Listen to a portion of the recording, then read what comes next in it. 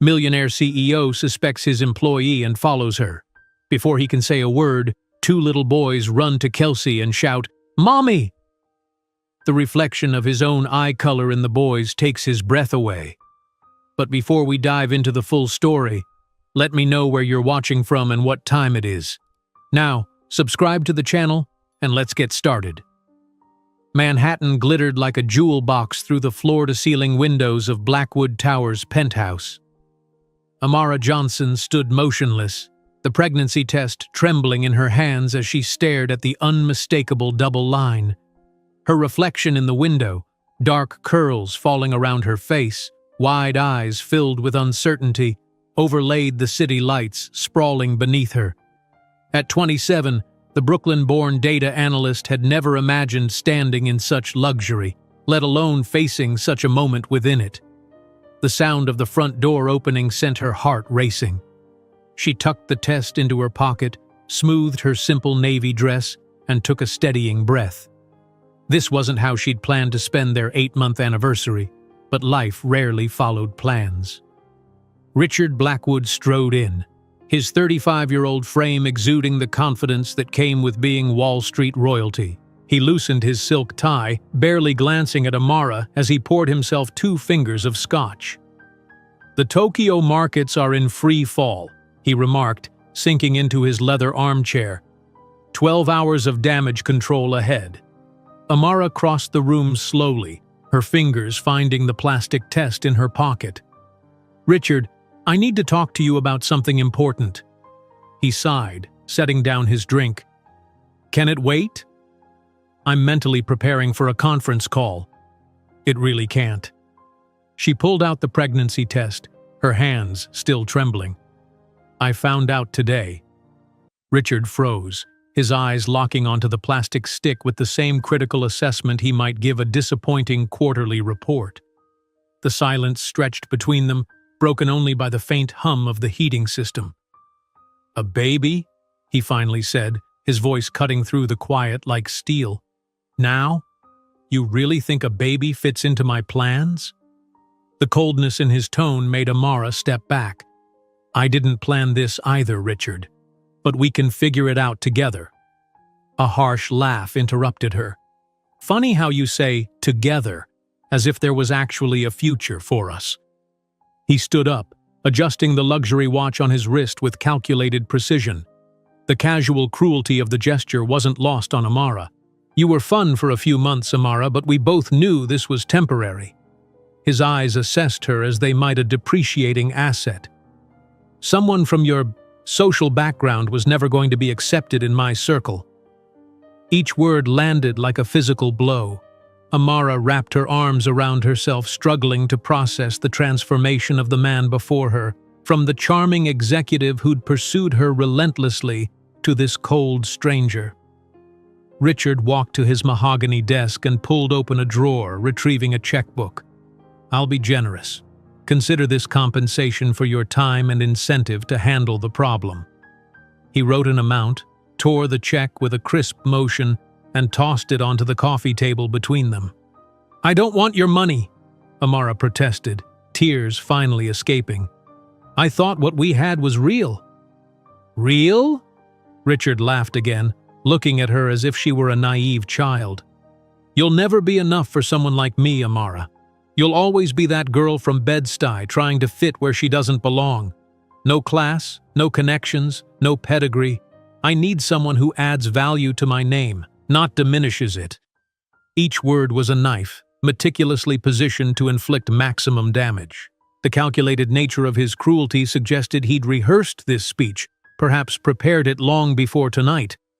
When she made no move toward the check, he sighed impatiently and pressed a button on his phone. "Jenkins, Miss Johnson is leaving. Permanently. Make sure she doesn't cause any problems." He turned to Amara one final time, his expression businesslike. "We have signed confidentiality agreements. If you decide to have this child, do it far away from my name. If you try to connect me to this mistake, my lawyers will destroy you." Amara stood frozen, the world collapsing around her. She'd given this man her trust, her body, her heart, and he was discarding her with the same casual efficiency with which he might fire an underperforming employee. 2 security guards entered, their faces professionally blank. One of them gestured toward the door with practiced deference that couldn't hide the humiliation of the moment. "Mr. Blackwood, Miss Johnson's coat," one began. "She won't need it." Richard had already turned away, his attention on his phone. "It's company property, like everything else she's been enjoying." Amara straightened her spine, dignity reasserting itself through the shock. "Keep the coat.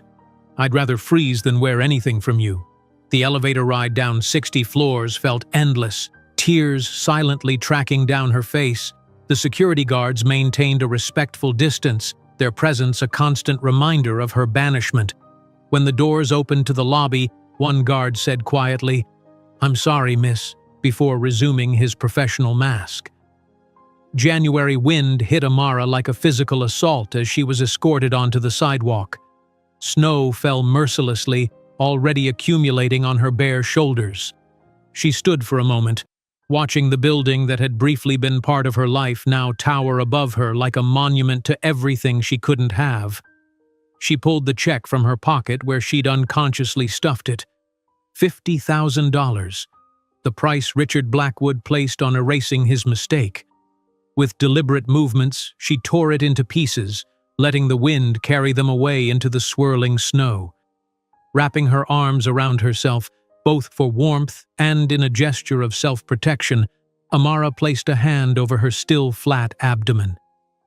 "We're going to be okay," she whispered, her breath forming clouds in the frigid air. "We don't need him." Her words were brave, but as she began walking through the snow-covered streets of a city that suddenly felt alien and hostile, Amara had no idea where to go. Her apartment was company-subsidized housing for Blackwood Analytics employees. Her job was at a Blackwood subsidiary. Her entire New York existence had become entangled with the man who had just cast her out. She walked for blocks, the cold seeping through her thin dress, her mind racing through options that dwindled with each step. Friends were few in a city she'd moved to just a year ago, and those she had were mostly connected to Blackwood Enterprises. When she finally hailed a taxi giving her Brooklyn address, Amara knew it was only a temporary reprieve. Tomorrow would bring the cascade of consequences, the loss of her job, her home, her security. All while a new life grew inside her, a life Richard had called a mistake. As the taxi crawled through snow-clogged streets, Amara leaned her forehead against the cold window, watching Manhattan's glittering skyline recede.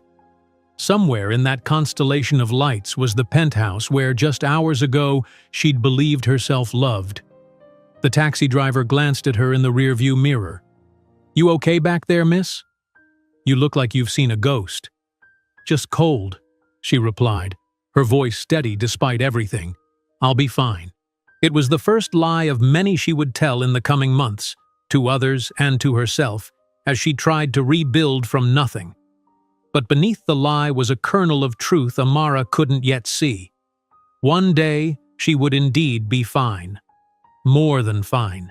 She would be extraordinary. As snowflakes whirled around the taxi, she had no way of knowing that 15 years later she would be returning to that very building for a meeting where she would decide the financial fate of the Blackwood empire. The taxi pulled up to Amara's Brooklyn apartment building, its tires crunching through fresh snow. She paid the driver with her last $20 bill, refusing to think about what that meant for tomorrow's meals. The frigid night air stung her tear-streaked face as she trudged up the steps, her thin dress providing virtually no protection against the biting January cold. Inside her apartment, Amara collapsed against the closed door, sliding down until she hit the floor. Only then did she allow herself to truly break, her sobs echoing through the small space that suddenly felt foreign, a space that, she realized with growing horror, would soon no longer be hers. Her phone buzzed with a text from her friend Jasmine. How did the anniversary go? Did he love the tie? Amara couldn't bring herself to respond. How could she explain that in the span of 30 minutes, her entire life had imploded? Morning arrived with cruel efficiency. Amara had barely slept, her mind racing through options that seemed to evaporate with each passing hour. Her phone rang at exactly 9 o'clock, HR from Blackwood Analytics. "Ms. Johnson?" The woman's voice was professionally detached. "I'm calling regarding your position." Amara closed her eyes. "I'm being let go, aren't I?" "Unfortunately, your position has been eliminated in the restructuring. Your final paycheck will include 2 weeks severance minus the value of company property not returned." The woman paused. "I'm required to remind you about the confidentiality agreements you signed. Restructuring, a convenient corporate euphemism for Richard erasing her existence." After the call ended, Amara scrolled through her phone, stopping at Richard's contact. 5 unanswered texts from yesterday before she'd arrived at his penthouse. 10 missed calls since last night, all to people who might help her find new employment. None returned. 3 days later, she sat in a sterile clinic room, alone, staring at the ultrasound monitor. The technician pointed to a tiny, flickering light. "There's your baby's heartbeat," she said kindly, "strong and regular." Amara's hand instinctively moved to her still, flat stomach. The sound filled the room, rapid, determined, alive. In that moment, something crystallized within her. This child would never know rejection as she had. "Would you like me to print a picture for the father?" the technician asked. "No," Amara replied softly. "It's just us." 2 weeks later, a sharp knock on her apartment door jolted Amara from her laptop where she'd been sending out her 15th job application of the day. Her landlord stood in the hallway, his expression uncomfortable but determined. "Ms. Johnson, I hate to do this, but I need the apartment vacant by the end of the month." "But I've never been late on rent," she protested, though she knew that next month would be different. He shifted awkwardly. "The building's been sold. New management wants to renovate and raise rents. I tried to argue for existing tenants, but—" He trailed off, then added reluctantly, "Strange coincidence. It was bought by a Blackwood subsidiary." It wasn't a coincidence. It was a message. Amara closed the door and leaned against it, her hand unconsciously moving to her abdomen. "He can take the apartment," she whispered to her unborn child. "But he can't take us." The following weeks blurred together in a desperate search for both employment and housing. Amara sat in a gleaming office tower, across from a recruiter whose initial enthusiasm had visibly cooled mid-interview. "Your qualifications are impressive, Ms. Johnson," the woman said, her eyes dropping to Amara's slightly rounded belly before quickly darting away.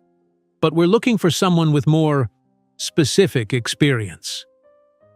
It was the 4th interview that week to end with nearly identical words. As Amara rode the elevator down, she checked her phone. A text from her last remaining friend in the finance industry. "Amara, word's out. Blackwood's blacklisted you. No one in Wall Street will touch you. I'm so sorry."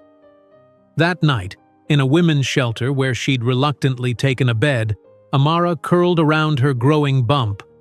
"Just us against the world," she whispered, tears dampening the thin pillow. By her 4th month of pregnancy, the reality of her situation had fully set in. Her savings were depleted, her professional contacts vanished, her resume seemingly radioactive to potential employers. Richard's reach in the financial world was both longer and more vindictive than she'd imagined. On a bitter February morning, Amara sat in Bryant Park after yet another failed interview. The recruiter's eyes had dropped to her visible pregnancy before murmuring about candidates better suited to the position's demands. She'd nodded politely, long past the point of arguing. Her phone vibrated, a message from Jasmine, her last friend who hadn't disappeared. "My cousin's subletting her sofa for 2 weeks while she's away. It's yours if you need it." Amara looked up at the towering skyscrapers surrounding the park, each one housing companies that had rejected her applications. The New Yorkers rushing past didn't spare a glance for the pregnant woman sitting alone, her coat too thin for the weather, her future evaporating with each passing day. A memory surfaced, Richard's cold voice. "You'll never be enough for someone like me. You'll always be that girl from Bed-Stuy trying to fit where she doesn't belong." She placed her hand on the small curve of her belly, feeling a flutter of movement for the first time. The sensation sent a wave of fierce protectiveness through her. "He thinks we're not enough?" she whispered to her unborn child, her breath visible in the cold air. "I'll build an empire so large his will look insignificant. One day we'll look down from the top we've conquered and barely be able to see him. And when that day comes, he'll know exactly what he threw away." The promise felt impossible given her circumstances. $237 in her account, a temporary sofa to sleep on, and a baby due in 5 months. But as the tiny life inside her moved again, Amara made a decision. This was rock bottom. From here, there was nowhere to go but up. She stood, brushing snow from her coat, and began walking toward the subway that would take her to Jasmine's cousin's apartment. Each step felt like a declaration that Richard Blackwood had taken everything he could from her, but he couldn't take her determination, her intelligence, or her future. A week later, Amara collapsed in a job fair line, lightheaded from skipping meals to make her money stretch. The woman behind her caught her before she hit the ground. "Easy there," she said, helping Amara to a chair. "When's the last time you ate something?" Amara couldn't remember. The woman, Dana, worked for a community health center. She bought Amara lunch and listened to her story, or the version Amara was willing to share, stripped of names and specific humiliations. "Our center has a program for pregnant women in crisis," Dana explained. "We can help with prenatal care, emergency housing assistance, and job placement, though I should warn you, nothing fancy." "I don't need fancy," Amara replied. "I just need a chance." 3 days later, Amara sat across from a sympathetic HR manager at a small data processing company in Queens. The office was dated, the salary barely above minimum wage, but the woman didn't flinch at Amara's pregnancy. "We can offer 20 hours a week, data entry only," she said. "It's not what someone with your qualifications should be doing, but—" "I'll take it," Amara interrupted. "When can I start?" That night, in the single room she'd managed to rent in a shared apartment, Amara opened her laptop. For 8 hours after her shift, she would teach herself new programming languages. During her lunch breaks, she would study market trends. In the minutes before sleep claimed her, she would plan. "We start small," she told her growing belly as she typed, "but we won't stay that way."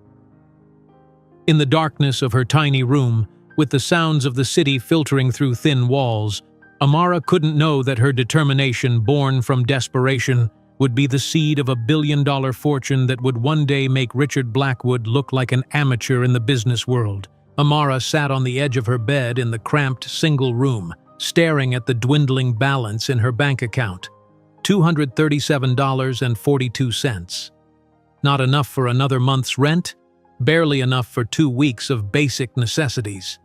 The walls of New York seemed to be closing in around her, each rejection email another brick in an insurmountable wall. She placed her hand on her growing belly, now 6 months along, and made a decision that felt both terrifying and inevitable. "We need a fresh start," she whispered, somewhere far from his influence. The next morning, she withdrew all but $20 from her account and walked to the Port Authority bus terminal. The electronic board displayed destinations across America, possibilities spinning before her eyes. One caught her attention: San Francisco, one-way ticket, $189. 3 hours later, Amara boarded the Greyhound bus with a single suitcase containing everything she still owned. As the bus pulled away from the terminal, she watched Manhattan's skyline recede without regret. The city that had once represented opportunity had become a prison of Richard's making. The cross-country journey took 3 grueling days. Amara slept fitfully in her seat, her pregnant body aching from the confined space. She rationed her remaining cash carefully, buying only the cheapest food at rest stops. Other passengers occasionally offered her snacks or bottles of water, their eyes filled with a pity that made her chin lift higher. "Where you headed?" an elderly woman asked, settling beside her after a stop in Chicago. "Silicon Valley," Amara replied, the destination crystallizing only as she spoke it. "I'm a data analyst. Technology is the future." The woman smiled. "Brave girl. My granddaughter works for one of those tech companies. Says they're always looking for smart people." Amara nodded, clutching that sliver of hope like a talisman. When the bus finally arrived in San Francisco, Amara stepped out into the foggy morning air, exhausted but determined. The city spread before her, hills dotted with colorful houses, nothing like the steel and glass canyons of Manhattan. She hailed a taxi with her last $15. "Cheapest hostel in Oakland, please," she told the driver. Silicon Valley's heart was too expensive. Its outskirts would have to do. The women's community hostel was a converted Victorian house with peeling paint and a sign advertising "Safe Space for Women in Transition." $20 per night, shared bathroom, community kitchen. Amara counted her remaining $7 and approached the front desk. "I can pay for tonight," she said, her voice steady despite her desperation. "But I need work immediately." The desk clerk, a woman with gray dreadlocks named Denise, looked at Amara's pregnant belly with understanding eyes. "We have a program for women in your situation. 3 nights free while you look for work. After that, you contribute what you can." That night, in a dormitory room shared with 4 other women, one fleeing domestic violence, 2 recently homeless, another an immigrant waiting for her work permit, Amara opened her laptop and connected to the hostel's slow Wi-Fi. She updated her resume, removing any reference to Blackwood Enterprises, and began applying for every tech position she could find. 2 days and 27 applications later, Amara sat across from Jordan Chen, the young founder of CodeMinds, a struggling startup operating from a converted warehouse in Oakland. "Your qualifications are impressive," he said, studying her resume, "but we can't offer much. We're pre-funding, running on fumes and optimism." "I don't need much," Amara replied, "just a chance." His eyes drifted to her belly. "And your situation?" "My situation makes me work harder than anyone you'll ever meet," she said, meeting his gaze without flinching. "I can code while the baby sleeps. I can analyze data one-handed while holding him with the other. I need this job, Mr. Chen, but you need someone who can maximize your efficiency with minimal resources. That's me." Jordan offered her 20 hours a week typing code, barely above minimum wage. Amara accepted on the spot. Her days quickly fell into a grueling routine. She worked at CodeMinds from 8 to noon, returning to the hostel where she'd negotiated a reduced rate in exchange for managing their database.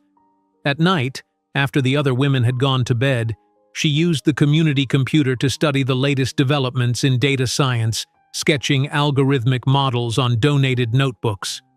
"What are these squiggles?" asked Maria, a domestic violence survivor who'd become something of a friend, peering over Amara's shoulder one night. "The future," Amara replied, not looking up from her diagram. "I'm designing a system that optimizes resource allocation in businesses. Most companies waste 30 to 40% of their digital resources without realizing it." "Sounds important," Maria said, clearly not understanding but respecting Amara's focus. "It will be," Amara murmured. At 6 months pregnant, Amara visited a community clinic for her prenatal checkup, waiting 4 hours to see an overworked doctor who spent less than 10 minutes examining her. "Everything looks healthy," he said, washing his hands. "But you need to reduce stress and increase nutrition. Your blood pressure's higher than I'd like." Amara nodded, knowing she could do nothing about either recommendation. Stress was her constant companion, and nutrition meant whatever the hostel's community kitchen offered that day. 2 weeks later, while working at CodeMinds, Amara felt her baby kick for the first time, a strong, decisive movement that made her gasp. Jordan, coding at the next desk, looked up in alarm. "You okay? Is it?" "He kicked," Amara said, a genuine smile breaking across her face for the first time in months. "My son just kicked." "You know it's a boy?" Jordan asked, his usual programmer's detachment softening. "I do now," she replied, suddenly certain. "His name is Mason." That night, Amara talked to her belly as she worked on her algorithm.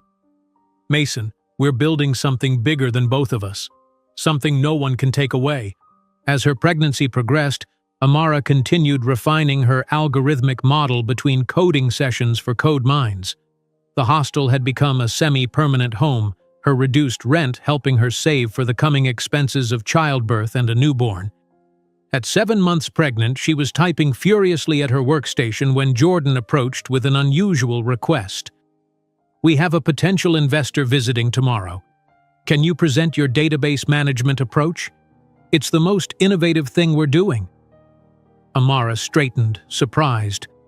"You want me to present? Like this?"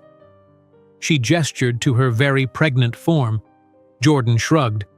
"You're the best analyst we have. Your condition is irrelevant." The next day, Amara presented her work to a skeptical venture capitalist who asked pointed questions she answered with growing confidence. The investor left without committing, but Jordan seemed pleased. "You have a gift for explaining complex concepts," he told her. "When the baby comes, I want you to consider a part-time role managing our data strategy." 2 weeks later, Amara found a note taped to the community board at the hostel. "Piano free to good home, must pick up." On impulse, she called the number. The elderly couple who answered helped her arrange delivery to the hostel's common room, delighted their instrument would go to a pregnant woman who wanted music in her child's life, even though Amara herself couldn't play a note. "All children should grow up with music," the old woman said, patting Amara's hand. "It feeds the soul." When labor began during her night shift at Code Minds, Amara calmly finished debugging a critical section of code before calling a taxi to the county hospital. She arrived alone, carrying a small bag with everything she had prepared for her son's arrival. The storm that night was the worst the Bay Area had seen in years, thunder cracking over the hospital as Amara pushed through 18 hours of labor without medication, without a hand to hold. "You're doing this alone?" the nurse asked, concern etching her kind face. "I'm used to it," Amara replied through gritted teeth. When Mason finally arrived in the early hours of the morning, the storm breaking just as his first cry rang out, Amara held him with trembling arms. His tiny face, so perfect, bore features that painfully recalled Richard, but his eyes, those were all hers, already alert and seeming to take in everything. "It's just us, Mason," she whispered, tears mingling with sweat. "But I promise you'll never know a moment of rejection like I did. You'll never question your worth or feel you don't belong. I'll build something so strong around us that nothing and no one can ever make us feel small again." As dawn broke over the Bay Area, painting the sky in colors Amara had never seen in Manhattan's concrete canyons, she made a silent vow. The humiliation of that snowy night in New York would be transformed into the foundation of something magnificent. And one day, Richard Blackwood would see exactly what he had discarded. While she cradled her newborn son in that simple hospital room, Amara couldn't know that 8 years later she would be refusing a $40 million acquisition offer with Mason at her side in the boardroom, nor that the musical talent he would develop on that donated piano would eventually take him to stages that Richard Blackwood paid fortunes to frequent. The sterile hospital light cast a pale glow over Mason's tiny face as Amara held him close, the enormity of her new reality settling in. 3 days later, she walked out of the county hospital with her newborn son cradled against her chest, a discharge packet tucked into her bag, and absolutely nowhere to go. "We need a place to start," she whispered to Mason, who slept peacefully, unaware of their precarious circumstances. The hostel's rules prohibited newborns, a policy Denise reluctantly enforced despite her sympathy for Amara's situation. "I can give you 3 days while you find something," she offered, breaking protocol. "After that?" Those 3 days passed in a blur of sleepless nights and frantic apartment hunting. On the 4th morning, with Mason fussing against her shoulder, Amara signed a lease for a studio apartment in Oakland that consumed 80% of her monthly income from code mines. The space was barely 500 square feet, with peeling paint and a temperamental radiator, but it was theirs. "Our first home," she told Mason as she laid him in the second-hand crib a hostel resident had helped her acquire. She taped colorful drawings she'd made herself to the wall above it, simple shapes and patterns to stimulate his developing vision. The next 5 years unfolded in a relentless rhythm of work and sacrifice. Amara's days began at 5 in the morning. Mason nestled against her in a makeshift sling as she coded remotely for code mines. When he woke, she'd balance him on her lap, typing one-handed while feeding him with the other. "See this, Mason?" She'd point to the screen. "This is called an algorithm. It's like a recipe that tells computers what to do. Someday my algorithm will change everything." At night, after Mason finally drifted to sleep, Amara would unfold her laptop again, working until 2 or 3 in the morning on her optimization system, stealing precious hours from her own rest to build their future. By Mason's first birthday, Amara had been promoted to lead data analyst at Code Mines, the small increase in salary allowing her to hire a teenager from the building to watch Mason for 3 hours each afternoon, time she used to expand her project at the local library, taking advantage of their faster internet connection. "You're here every day," remarked the librarian, a kind woman named Patricia, who often slipped Mason picture books. "Building an empire requires consistency," Amara replied with a tired smile. When Mason turned 2, Amara noticed something that momentarily distracted her from the constant work. Sitting on their apartment floor with a set of plastic bowls, Mason was tapping them in complex rhythmic patterns, his tiny face intent with concentration. "Mama, listen!" he demanded, performing a surprisingly sophisticated rhythm. Later that week, she found him arranging his alphabet blocks in patterns that corresponded to the notes on a children's songbook Patricia had given him. "He's trying to create music," Amara realized with astonishment. At a neighborhood yard sale, she spotted a toy keyboard priced at $5, money she'd earmarked for a much-needed pair of work shoes. Without hesitation, she purchased the keyboard instead. Mason's eyes lit up when she presented it to him. His small fingers immediately began exploring the keys, not randomly but with purpose, attempting to recreate melodies he'd heard. "You like music, don't you?" she asked, watching him with wonder. "Make pretty sounds," he replied, already focused on his exploration. By Mason's 3rd birthday, their routine had evolved. The studio apartment walls were covered with Amara's handmade educational posters and Mason's attempts at musical notation. A small table served as both dining area and Amara's workstation, while Mason's corner housed his growing collection of second-hand books and his beloved keyboard. Amara had begun taking her laptop to Harmony Cafe, a small establishment 3 blocks from their apartment. The owner, Elena Rodriguez, a warm-hearted woman in her 40s, had taken an immediate liking to Mason. "Such serious eyes for such a little boy," Elena commented the first time they visited, "and such perfect manners." Over time, Elena became Amara's first true friend in California.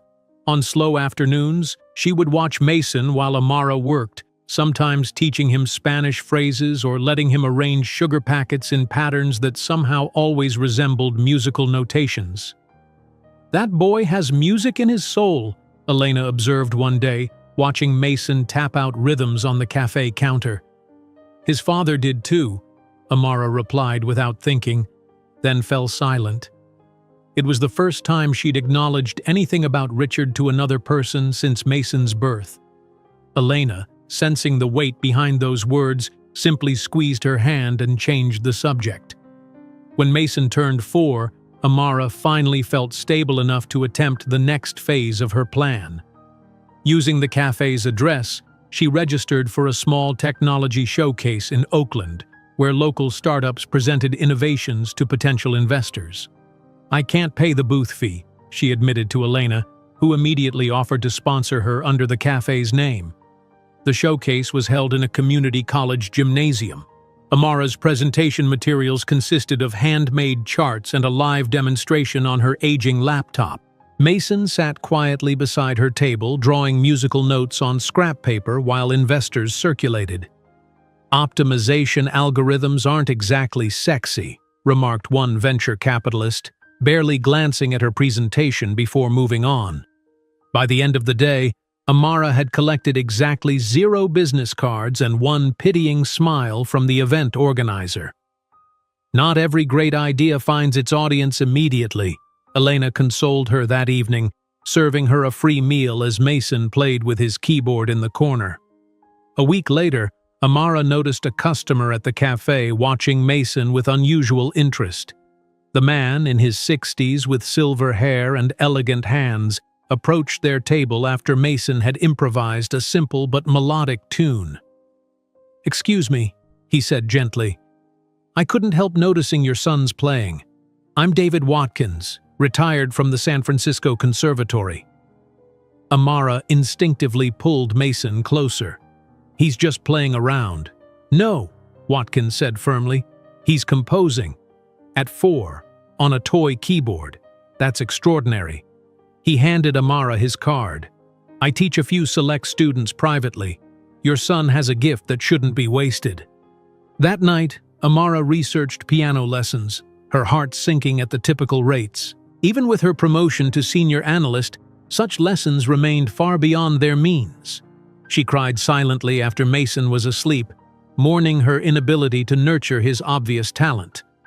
The next day, she approached Watkins, who had returned to the cafe.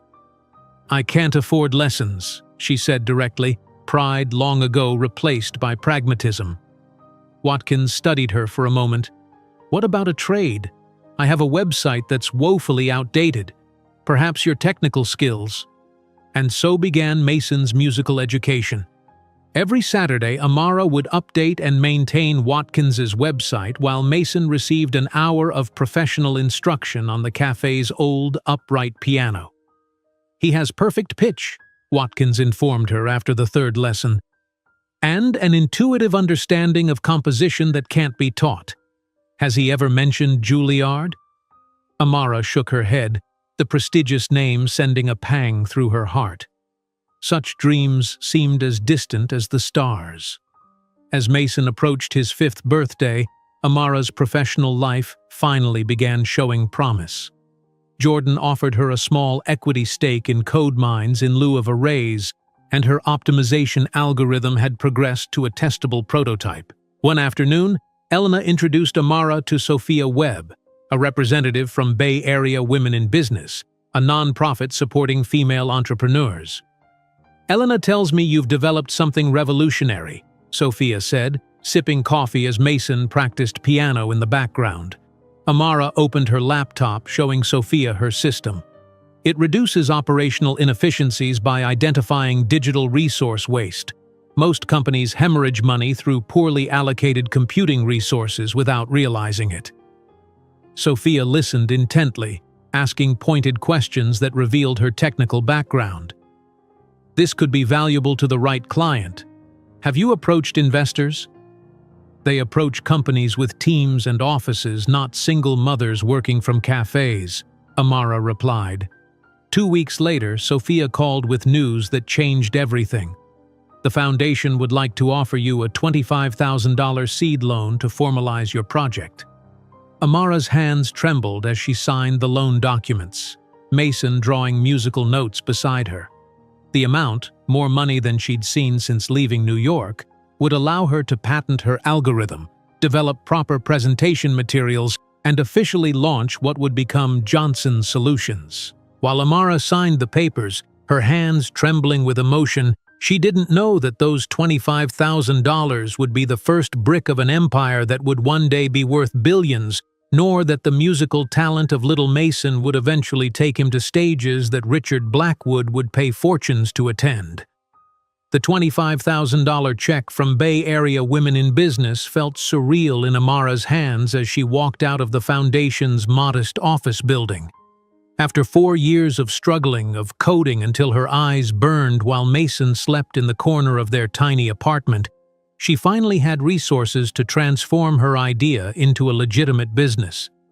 That evening, as Mason played with alphabet blocks on their worn carpet, Amara registered Johnson Solutions LLC using her small apartment address. She printed business cards at the local copy shop, holding the first one with reverent fingers, her name followed by founder and CEO in simple black text. "What's that, Mama?" Mason asked, looking up from his blocks. "This is the beginning of our new life," she replied, showing him the card. "Remember this moment, Mason. This is where everything changes." 3 weeks later, reality proved less accommodating than her dreams. Amara sat across from her 7th potential client that month, watching the familiar skepticism cloud the executive's face as she finished her presentation. "Your algorithm is interesting in theory, Ms. Johnson," he said, barely glancing at her meticulously prepared materials. "But we typically partner with established firms, not startups operating out of residential addresses." The man's eyes drifted to her worn blazer, the same one she'd worn to every meeting, carefully steamed each night to maintain appearances. What he didn't say hung in the air, not single mothers without backing, connections, or the right pedigree. Outside, Amara allowed herself 30 seconds of despair before straightening her shoulders and heading to pick up Mason from Elena's cafe, where he spent afternoons playing the old upright piano while she attended meetings. "Another no?" Elena asked gently, setting a free coffee before her. "They want proof it works but won't let me demonstrate unless I already have clients," Amara sighed. The classic catch-22. "You'll find a way," Elena said with unwavering faith. "You always do." The breakthrough came in the form of an email 2 days later. "Midwest Manufacturing interested in discussing your optimization solution. Available to meet Thursday?" Amara read the message 3 times, hardly daring to believe it. Midwest Manufacturing was a mid-sized company based in Oakland, specializing in precision parts. Not a giant, but legitimate and stable. The kind of client that could change everything. "We need to look perfect," she told Mason that night, as she sewed a loose button back onto her blazer, her fingers working deftly despite exhaustion. "This might be our only shot." She practiced her presentation while Mason drew at her feet, occasionally looking up to offer encouragement. "You sound smart, Mama," he said earnestly, making her heart swell. The morning of the meeting, Amara dropped Mason at Elena's with a tight hug. "Wish me luck, little man." "You don't need luck," he replied with his peculiar 5-year-old wisdom. "You need them to listen properly." Midwest Manufacturing's headquarters occupied a renovated industrial building in Oakland's business district. Clutching her laptop and presentation folder, Amara took a deep breath before entering, reminding herself that she belonged in this room, regardless of what Richard or any dismissive executive believed. Thomas Parker, Midwest's CEO, was not what she expected. In his early 60s, with salt-and-pepper hair and calloused hands that suggested he'd worked his way up from the factory floor, he greeted her with a firm handshake and genuine attention. "So you're the algorithm wizard," he said, gesturing for her to take a seat in his practical, unpretentious office. "Elena speaks highly of you." Amara blinked in surprise. "You know Elena?" "Best coffee in Oakland and the only decent pastries for miles," he chuckled. "Been starting my day there for years. She mentioned your system might save us money." The unexpected connection eased Amara's nerves as she opened her laptop and began her presentation. Parker listened attentively, asking sharp questions that demonstrated actual understanding of her technology. "Let me get this straight," he said when she finished. "Your system could identify where our digital resources are being wasted and redirect them for maximum efficiency?"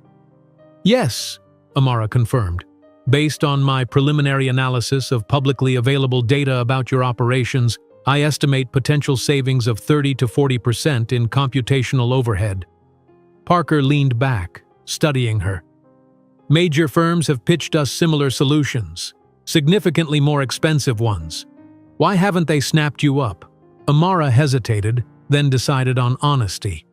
Because I'm a single mother working from a studio apartment with no Silicon Valley connections or Ivy League network.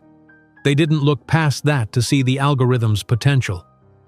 Something shifted in Parker's expression. Not pity, but recognition. I started Midwest in my garage with secondhand equipment while supporting 2 kids after my wife passed. Most banks wouldn't touch me. He tapped his desk thoughtfully. Let's try this. Implement your system in our logistics department for 3 months. If you deliver even half the savings you're projecting, we'll discuss a company-wide contract. Amara could barely maintain her professional demeanor as she left the building, waiting until she was around the corner before breaking into a wide smile. A real chance, that's all she'd needed. For the next 3 months, Amara worked relentlessly, often sleeping only 4 hours a night. She implemented her system at Midwest's logistics department, refining it based on real-world data and addressing issues as they arose. Mason frequently fell asleep on the improvised bed she'd made from couch cushions in the corner of her workspace, lulled by the sound of her typing. One afternoon at Elena's cafe, while Amara worked and Mason played the piano, an elegantly dressed older gentleman paused by their table. "Excuse me," he said, his attention fixed on Mason's small fingers moving confidently across the keys. "I couldn't help but notice your son's playing. Is he taking lessons?" Amara looked up cautiously. "Yes, with Mr. Watkins. Once a week." "I'm Howard Rothman," he introduced himself, "retired professor from the San Francisco Conservatory. That child has remarkable talent." Amara watched as Mason, oblivious to the attention, continued creating a melody that seemed impossibly sophisticated for a 5-year-old. "Mr. Watkins mentioned the same thing," she acknowledged. "He needs proper training," Rothman said directly. "More than once weekly lessons." Amara felt the familiar ache of limitation. "That's all I can afford right now." Rothman studied her for a moment. "I teach a few students privately. I'd be willing to offer lessons at a reduced rate for a talent like his." That evening, as Amara researched Rothman's credentials, she discovered he'd trained several renowned pianists. His reduced rate was still a stretch for her budget, but the opportunity seemed too important to decline. She added another consulting project to her already impossible schedule to cover the cost. 3 months after implementing her system at Midwest Manufacturing, Amara sat across from Thomas Parker as he reviewed the quarterly report. 43%, he said, looking up from the papers. "You reduced our computational costs by 43% in the first quarter alone." He slid a document across the desk. "This is a company-wide contract, fair compensation, renewable annually based on performance." Amara's hands trembled slightly as she reviewed the figures. The amount was more than she'd earned in the past 3 years combined. "There's something else," Parker continued. "I've mentioned your system to a few colleagues in similar operations. They're interested in demonstrations."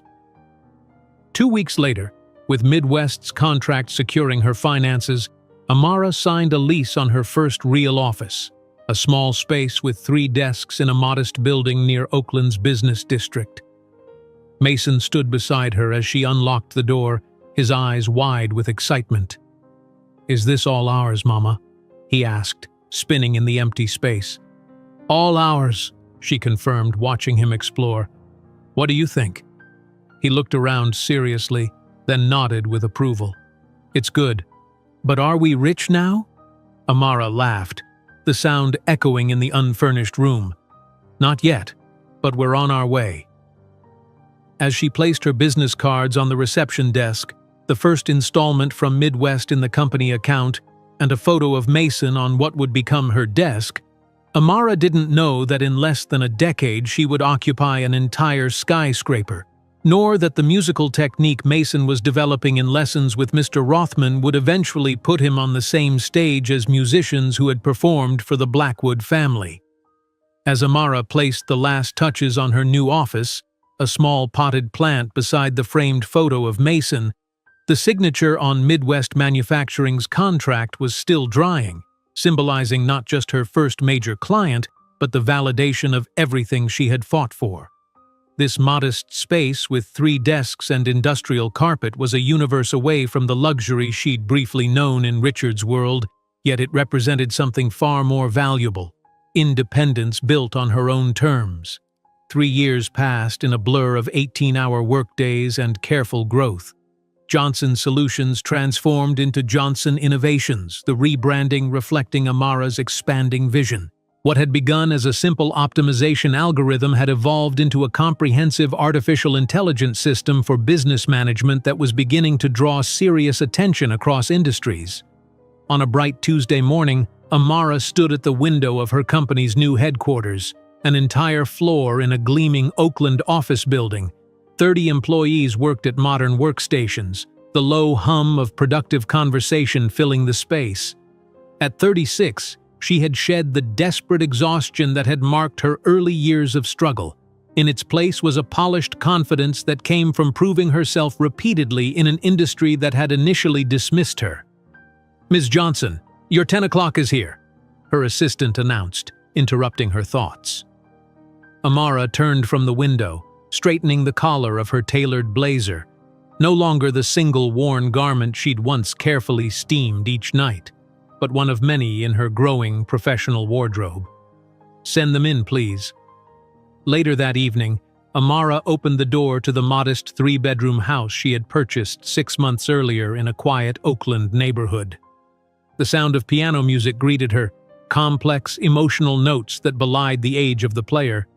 "Mason," she called, setting down her briefcase. The music paused, followed by the sound of running feet. Mason appeared in the hallway, his 9-year-old face lighting up. "Mom, did you bring it?" Amara smiled, pulling a wrapped package from behind her back. "Happy birthday, my little genius." Mason tore through the paper with barely contained excitement, then froze, his eyes widening at the sight of the brand-new electric keyboard with weighted keys. Is this real?" "Very real," Amara confirmed, watching emotion wash over her son's face. "Mr. Rothman said you've outgrown the basic model. This one simulates a real piano better." Mason ran his fingers reverently over the keys, testing their resistance.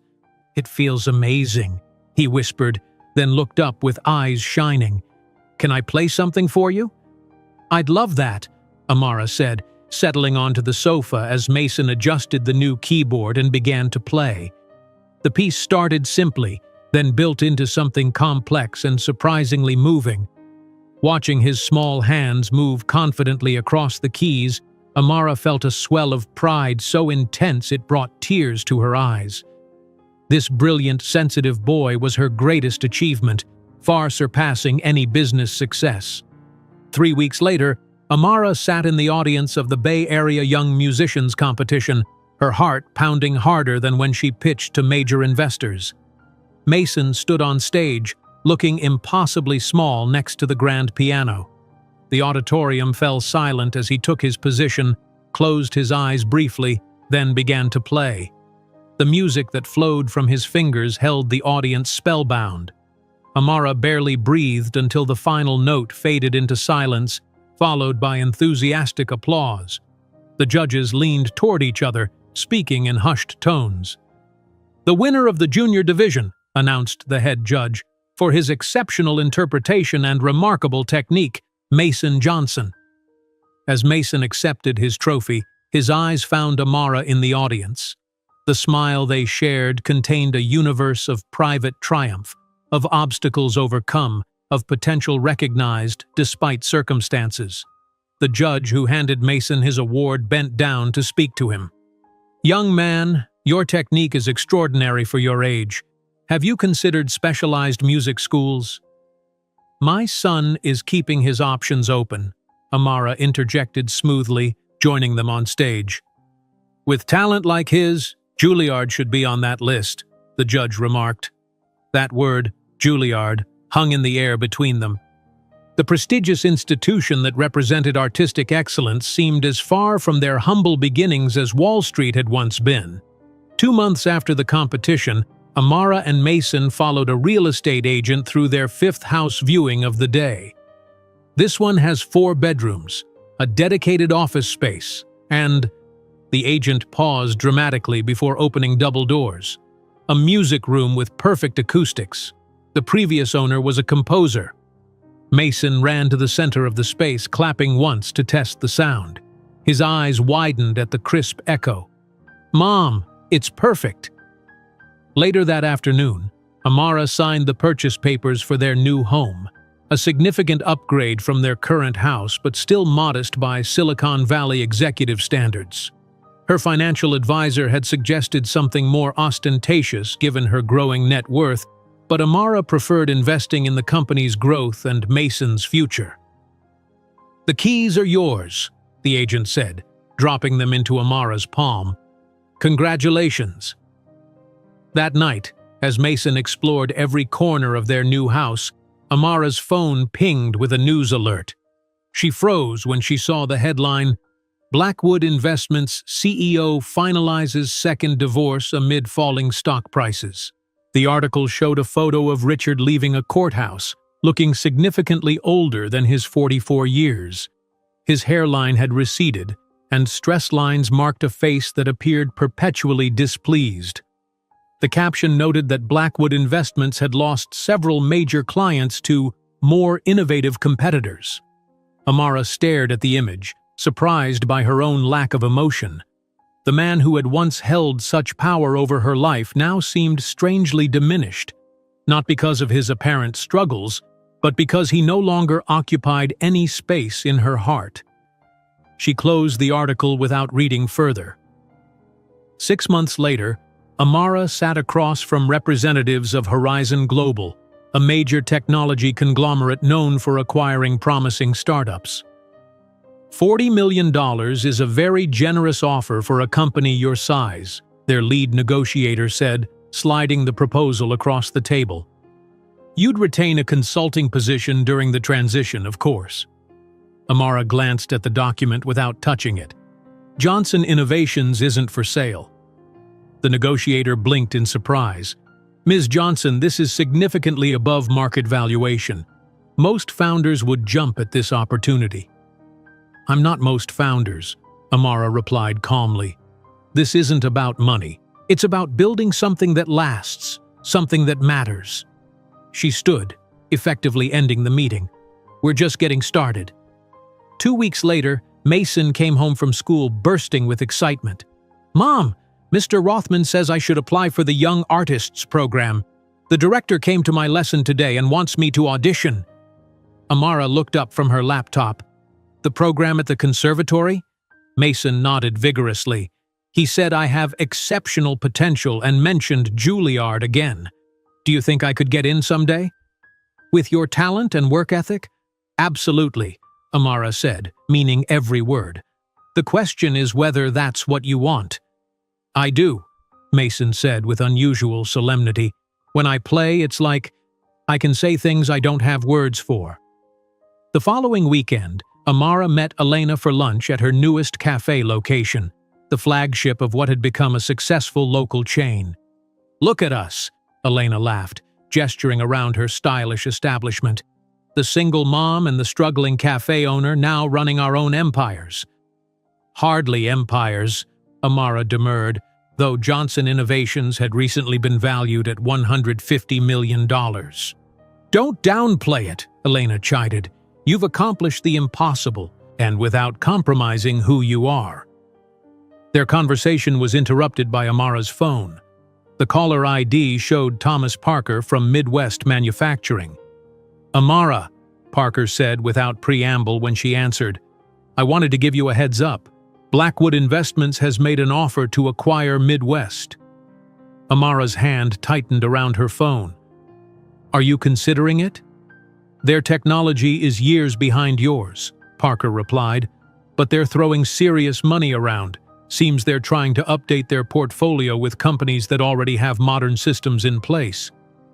"Rather than developing their own," Amara noted, a small smile playing at her lips. "Exactly. He still hasn't learned that quality wins over name." After ending the call, Amara walked to the window of Elena's cafe, gazing at the San Francisco skyline in the distance. The path from her tiny studio apartment to this moment had been arduous beyond imagination, but standing here now, she wouldn't change a day of it. While toasting with her small executive team to the company's 5th anniversary, now valued at $150 million, Amara didn't know that within 3 years, she would be on the cover of Forbes as the woman who reinvented business management, a magazine that Richard Blackwood would read with growing bitterness in his increasingly less prestigious office. The Forbes magazine arrived at the Johnson Innovations headquarters on a crisp autumn morning, its glossy cover reflecting the sunlight streaming through the floor-to-ceiling windows of Amara's executive office. Her assistant placed it on her desk with a knowing smile before quietly stepping out. Amara stared at her own image on the cover, confident, poised, the San Francisco skyline behind her. Beneath the bold headline, "The Woman Who Reinvented Business Management." She ran her fingers over the embossed letters of her name, remembering the night she'd stood shivering on a Manhattan sidewalk, her world collapsing around her. Now, at 39, she had transformed that pain into a billion-dollar empire.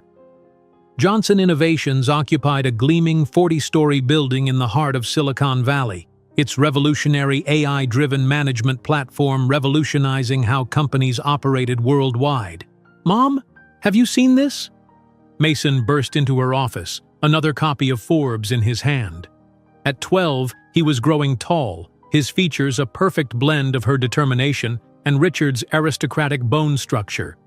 "You look amazing. Can I keep a copy for my room?" "Of course," Amara smiled, watching as he flopped onto her office sofa, flipping through the article with pride. "How was practice this morning?" "Dr. Levine says I'm ready for the Rachmaninoff piece for next month's showcase," he replied, referring to his current instructor, a renowned pianist who had once declared Mason's talent once in a generation. Amara's phone buzzed with an incoming video call from her CFO. "Mason, I need to take this. Your lunch is in the mini fridge." Mason nodded, already lost in the magazine article about his mother. Amara answered the call, smoothly transitioning into CEO mode as her executive team briefed her on their latest acquisition, a data analytics firm that would expand their capabilities in the healthcare sector. "The integration should increase our market valuation by at least 15%, her CFO concluded. "We're projected to hit $3 billion by next quarter." After the call ended, Amara sat back in her chair, allowing herself a moment to absorb how far they had come. What had started as a desperate attempt to survive had become a technological powerhouse employing over 1,500 people. Her optimization system, now evolved into AURA, Adaptive Universal Resource Allocation, had become the gold standard in business management AI, forcing even the most traditional companies to adapt or be left behind. A notification appeared on her tablet, a news alert about Blackwood Investments. She hesitated before tapping it, her finger hovering over the screen. These alerts had become less frequent as her interest in Richard's affairs waned, but she hadn't disabled them entirely. Old habits died hard. The headline made her pause. Blackwood Investments loses major client amid technical infrastructure concerns. The accompanying photo showed Richard exiting a building, looking significantly older than his 47 years. His once confident stride had been replaced by a stiff formality, his face lined with stress, his hair graying at the temples. Richard Blackwood, once considered a titan of Wall Street, faces mounting pressure as Blackwood Investments reports a 25% drop in share value following the departure of longtime client Meridian Global, the article stated.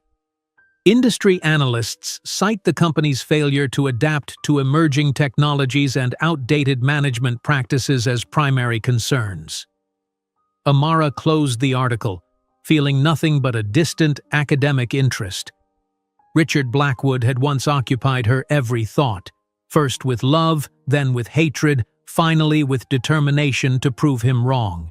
Now, he was merely a footnote in her story, a catalyst for a journey that had long since outgrown its origin. Mason looked up from the magazine. "Mom, They mentioned me in the article. Listen, Johnson's son, a 12-year-old piano prodigy being courted by prestigious music schools, represents another success story in her remarkable journey. They did their research, Amara smiled, reaching for a cream-colored envelope that had arrived with the morning's mail. Speaking of prestigious institutions, this came today. Mason took the envelope, his eyes widening at the embossed letterhead. The Metropolitan Gala Committee. Is this... Open it, Amara encouraged. He carefully slit the envelope and removed a heavy cardstock invitation. The Metropolitan Gala Committee is pleased to honor Amara Johnson, founder and CEO of Johnson Innovations, for her groundbreaking contributions to business technology and her philanthropic work through the Johnson Foundation for Young Innovators, he read aloud. The annual gala will be held at the Plaza Hotel in New York City on... Mom, this is huge! Amara watched her son's excitement with a mixture of pride and unexpected apprehension. New York, the Plaza Hotel. The memories flooded back, not just of Richard, but of the desperate months that followed. Sleeping in shelters, being rejected for jobs, watching her bank account dwindle as her pregnancy progressed. Are we going? Mason asked, breaking through her thoughts. I don't know, Amara admitted. New York is complicated for me. Mason's expression grew serious beyond his years. Because of before, when you were pregnant with me? Amara had never hidden the broad strokes of their history from Mason, though she had spared him the cruelest details.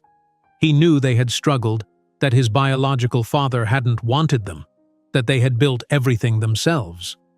Partly, she acknowledged. I haven't been back since we left. Later that evening, Amara sat in her home office, the invitation on her desk. Their house, a modern architectural masterpiece nestled in the hills with panoramic views of the bay, was quiet except for the distant sounds of Mason practicing piano. She opened her laptop and discreetly searched for information about the gala's guest list from previous years, scrolling through photos of attendees. Would Richard be there? The Blackwoods had always been fixtures at such events, their name associated with old money and social prominence. But as his star had fallen in the business world, had his social calendar changed as well? Her phone rang, displaying Elena's name. 15 years of friendship had made Elena one of the few people who knew the entire truth about Amara's past. Have you decided?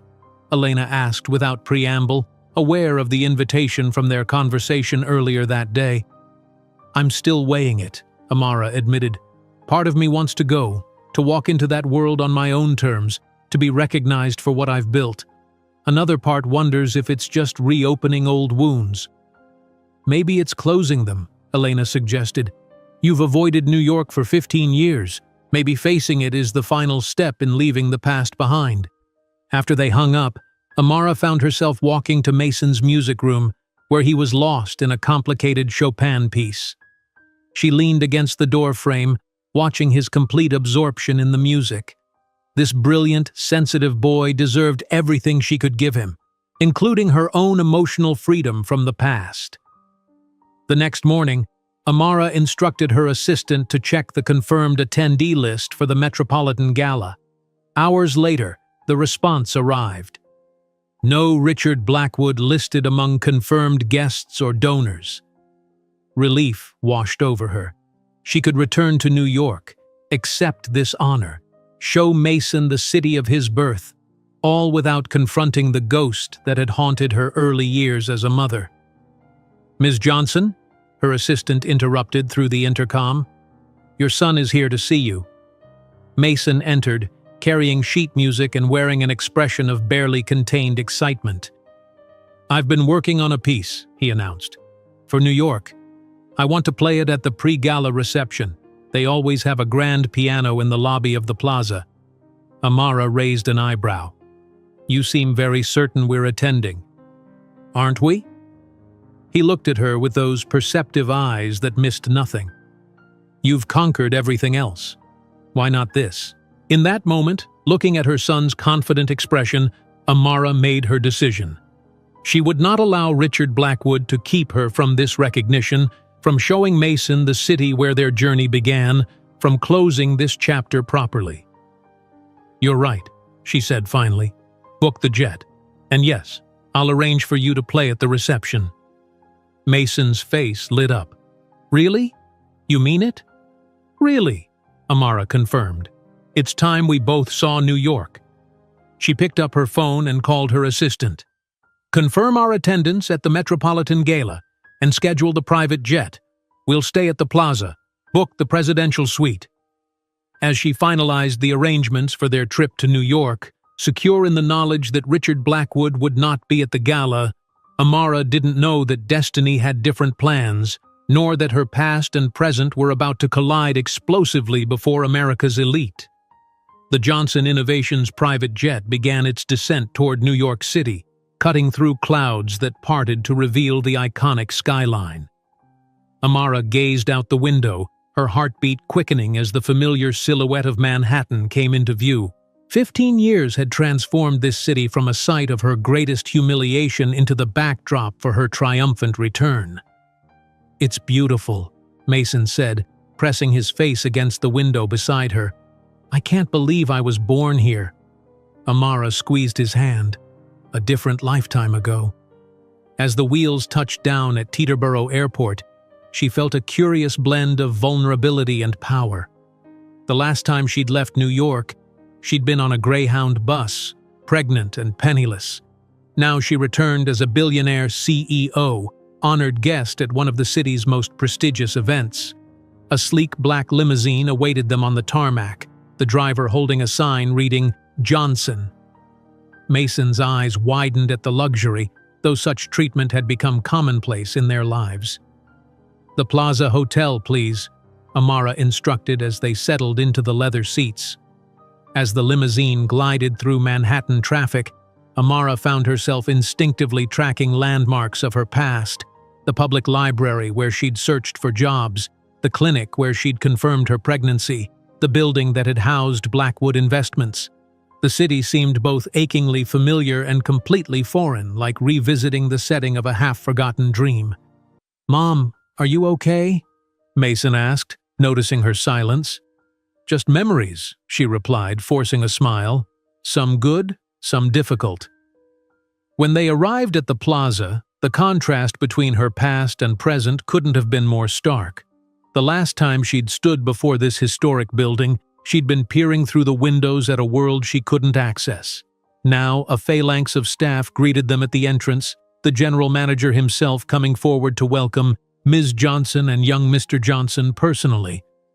"We're honored to have you staying with us," he said, escorting them through the opulent lobby.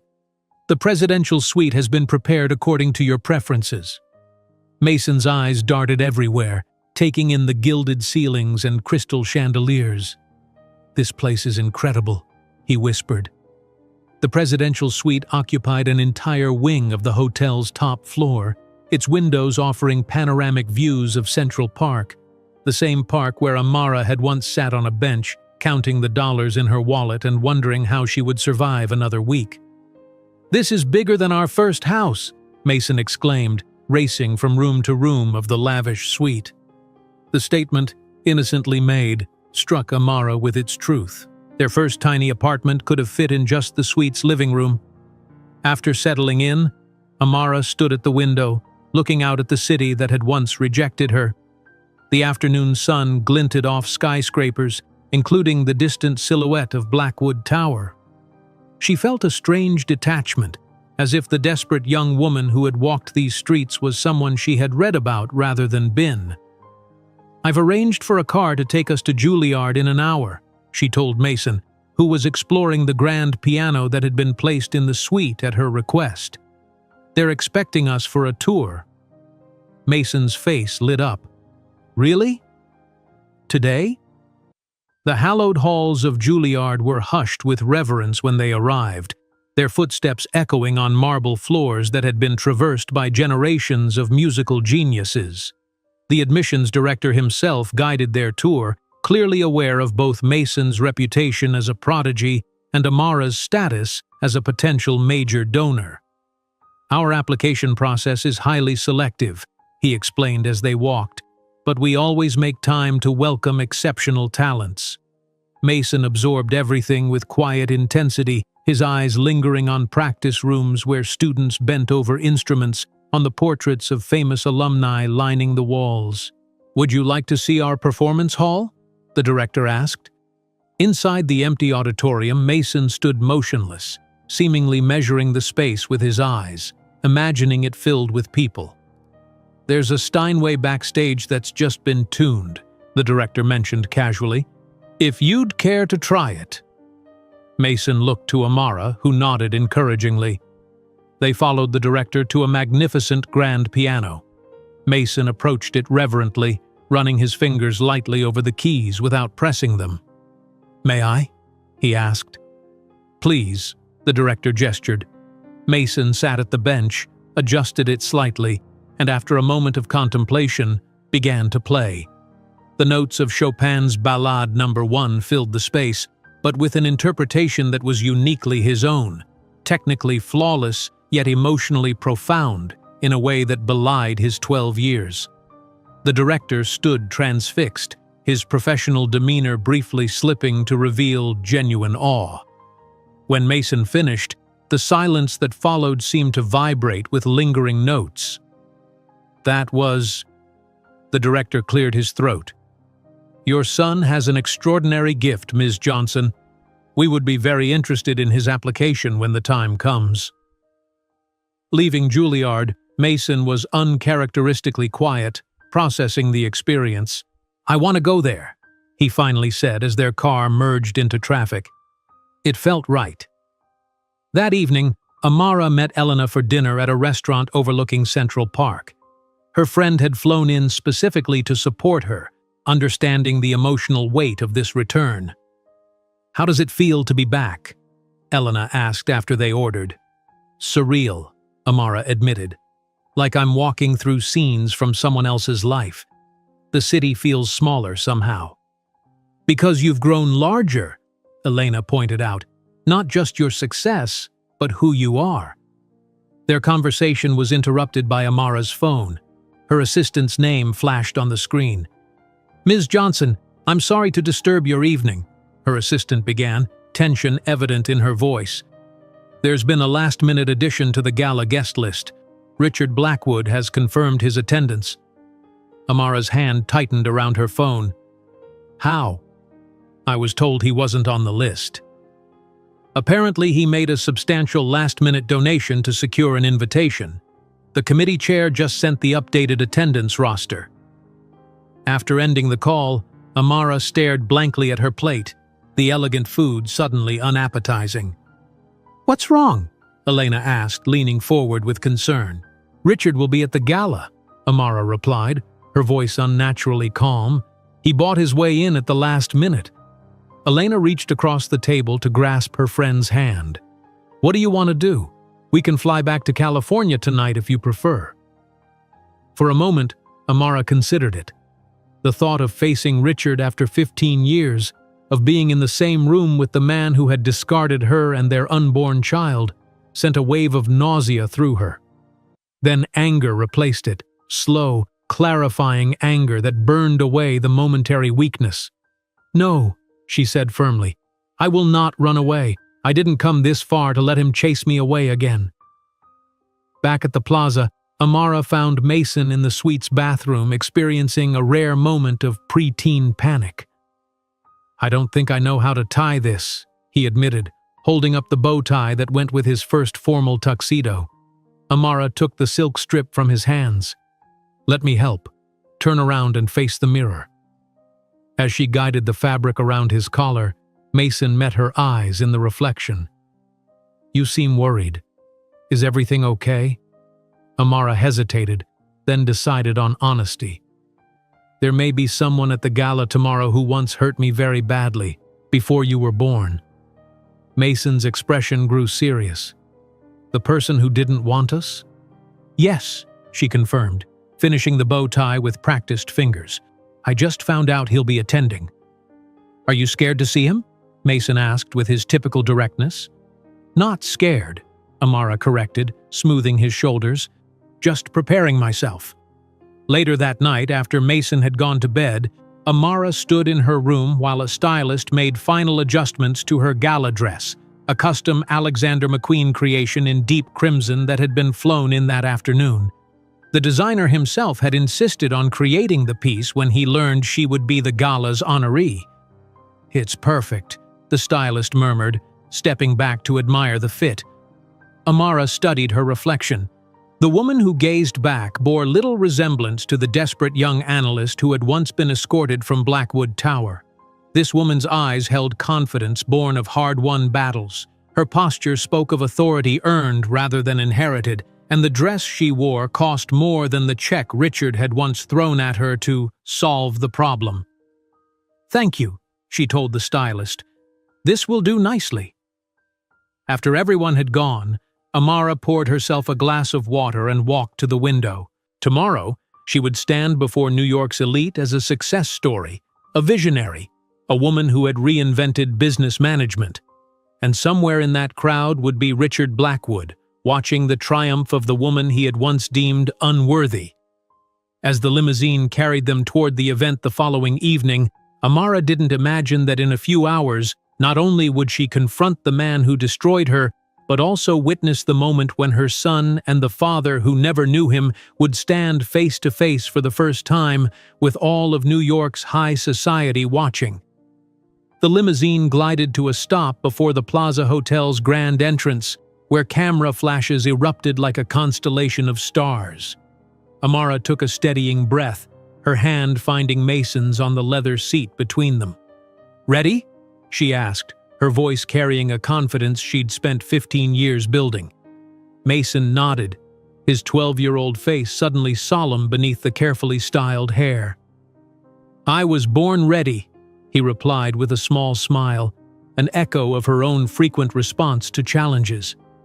The chauffeur opened their door, and Amara emerged first, the custom Alexander McQueen dress cascading around her in waves of deep crimson.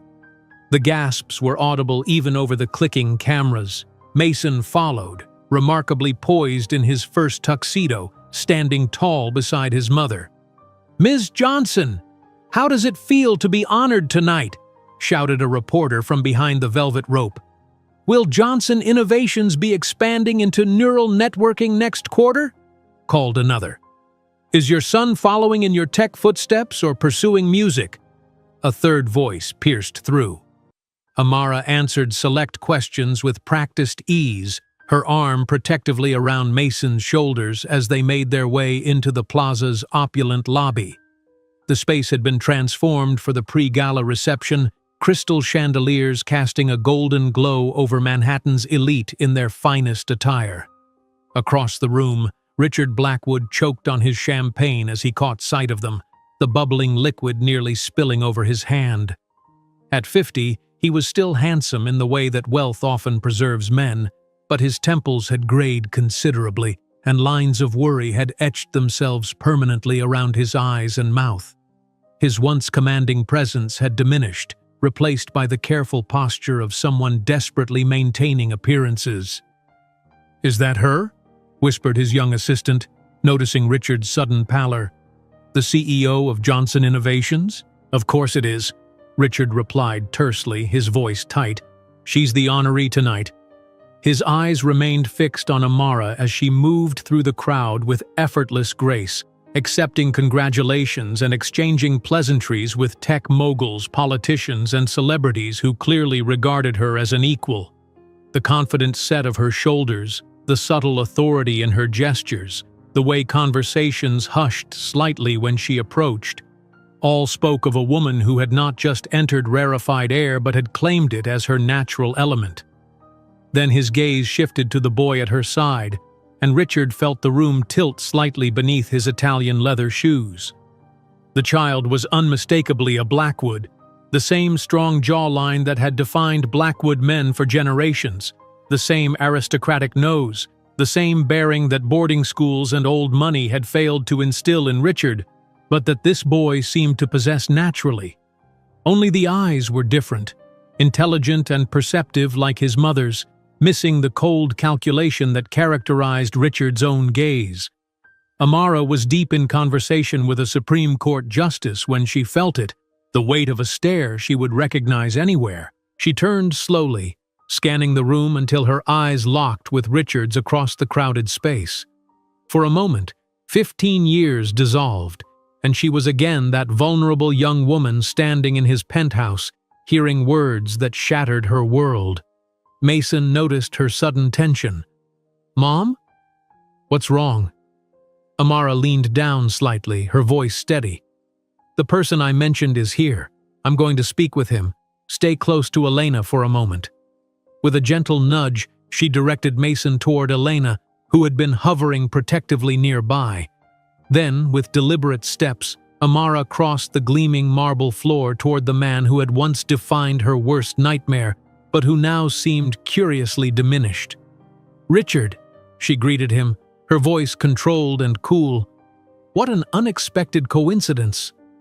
He straightened, visibly struggling to regain his composure. "Amara," he managed, his eyes traveling over her transformation.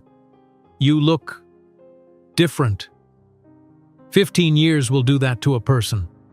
Her smile didn't reach her eyes.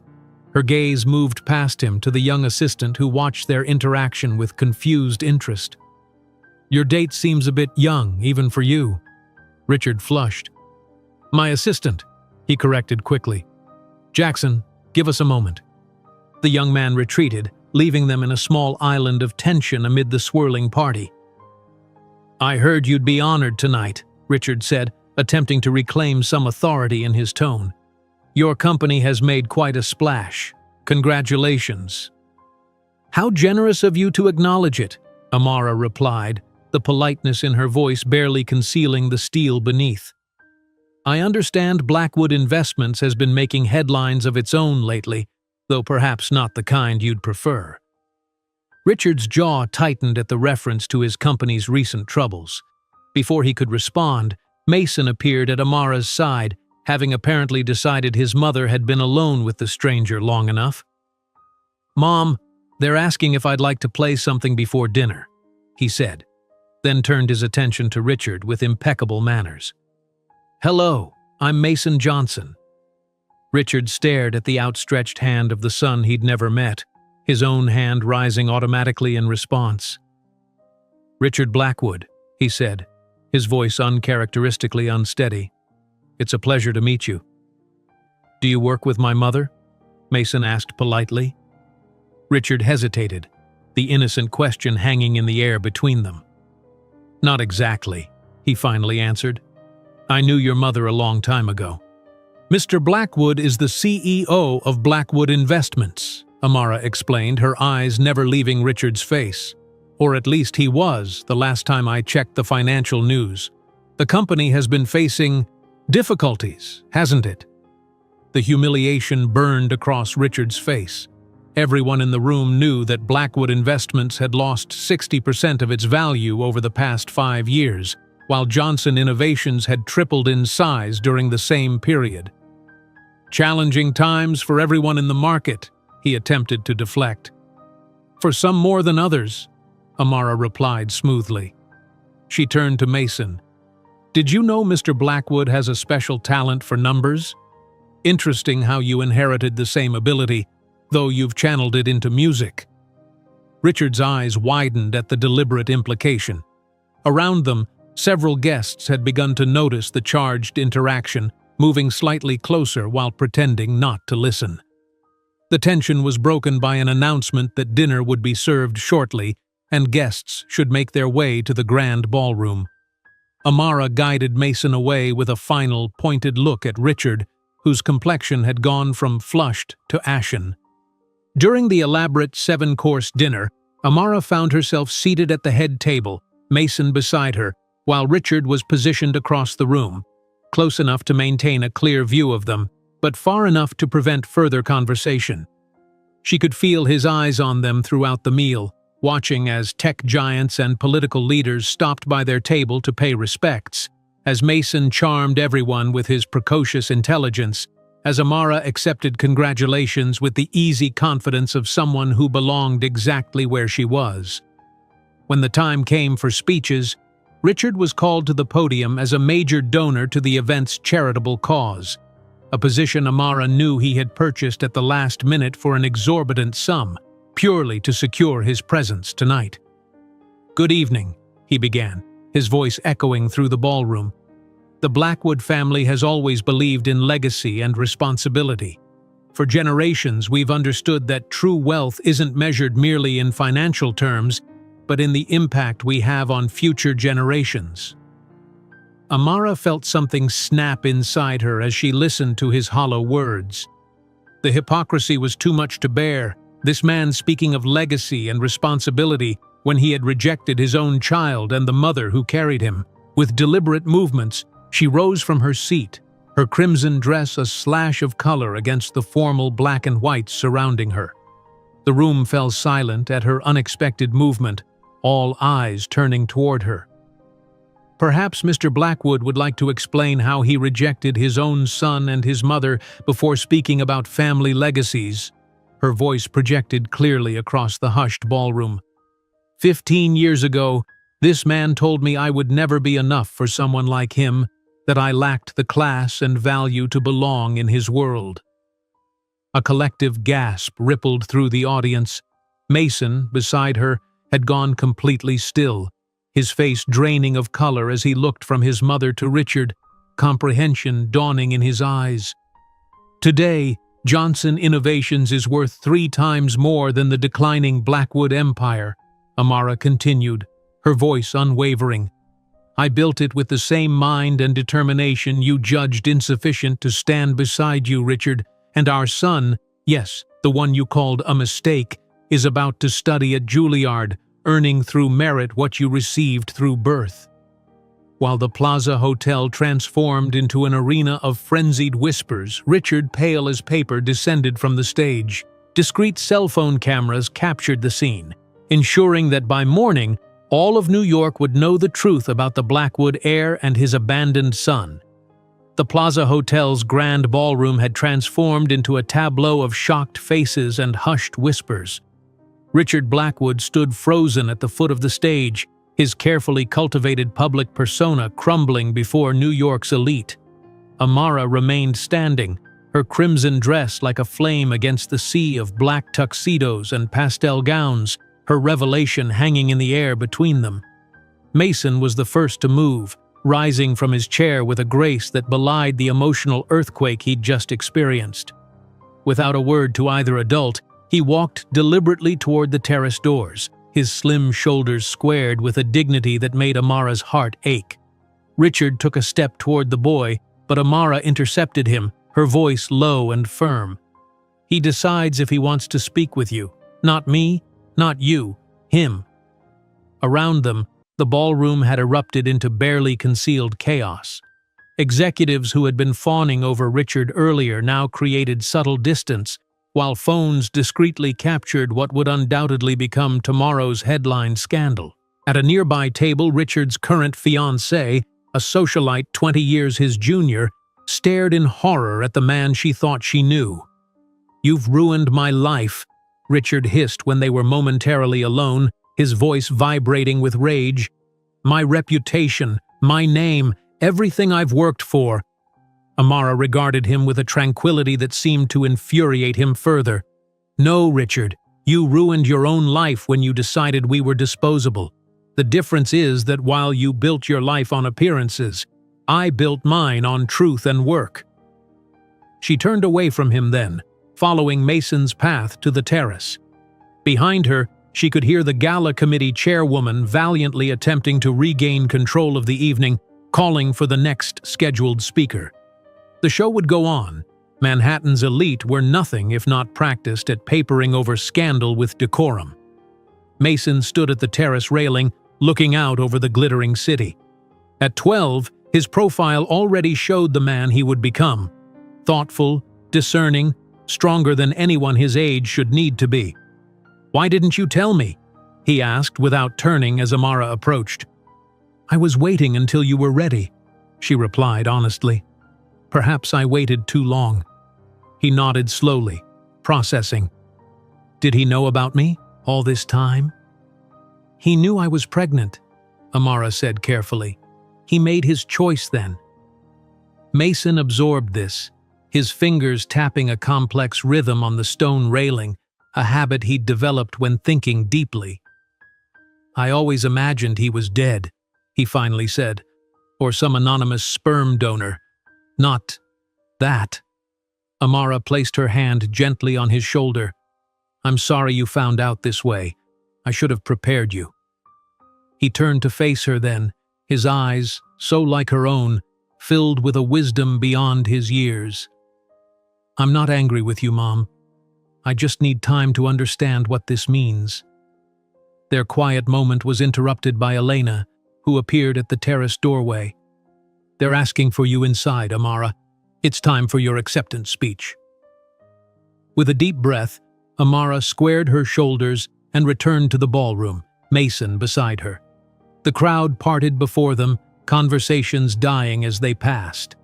At the podium, Amara delivered her prepared remarks about innovation and opportunity with perfect composure, adding a single unscripted line at the end. True success isn't measured by what we acquire, but by what we overcome. Her eyes found Richard in the crowd as she spoke these words. He sat rigidly at his table, abandoned by his fiancée, nursing a drink with white-knuckled fingers. The following morning, Amara awoke to her phone buzzing incessantly. The Wall Street Journal had published a front-page article. CEO of Blackwood Investments exposed, abandoned son and the woman who built an empire. Similar headlines screamed from every major news outlet. Within an hour, her assistant reported that Blackwood Investments stock had plummeted 17% in pre-market trading. Mason emerged from his bedroom, dark circles under his eyes suggesting he'd slept as poorly as she had. They ate breakfast in silence until he finally spoke. I want to know them, his family. My family, I guess. But on my terms. Amara nodded, respecting his decision. Of course, whatever you need. Over the next several days, Richard made increasingly desperate attempts at contact. Expensive gifts arrived at their suite. A Rolex watch for Mason, rare first-edition books, a vintage record collection of classical pianists. Emails followed, offering Mason shares in Blackwood Investments, promises of introductions to influential music industry figures, invitations to exclusive social clubs that had once defined Richard's world. Amara forwarded each message to Mason without comment, allowing him to decide his own response. He declined everything with brief, polite notes that revealed nothing of his feelings. A week after the gala, Richard's personal lawyer arrived at the plaza with a formal proposal, a substantial stake in Blackwood Investments for Mason, a board position for Amara, and a press release announcing their reconciliation as a family. He's drowning, Amara observed after the lawyer left, and looking for any lifeline. Mason, who had sat silently through the presentation, merely nodded.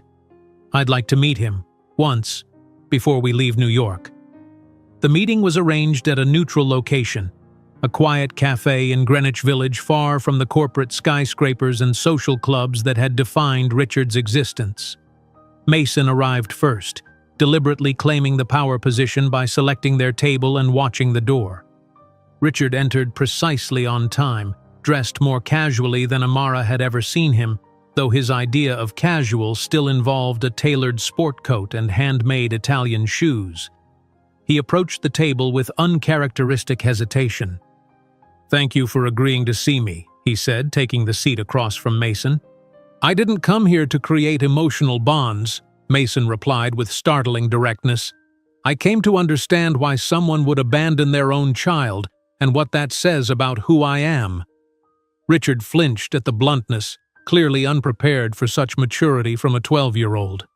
It wasn't about you, he began weakly. I was focused on my career, on expectations. From your family? Mason pressed. The same family you're now offering to introduce me to? It's complicated, Richard said, looking genuinely pained. I made a terrible mistake. I didn't know, couldn't imagine, what you would become."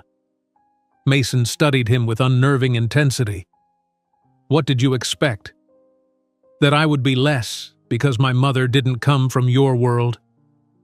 The question hung between them, crystallizing 15 years of prejudice and missed opportunity. In that moment, Richard seemed to truly see the boy for the first time, not as an extension of himself or a PR problem to solve, but as a complete person formed by Amara's love and determination.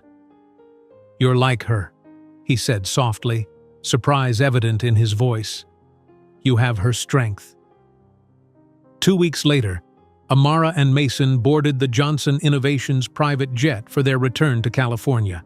New York fell away beneath them, the city that had once been the site of Amara's greatest despair now transformed by her triumph.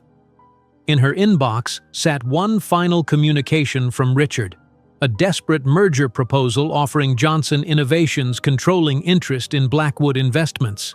Her response had been brief but devastating.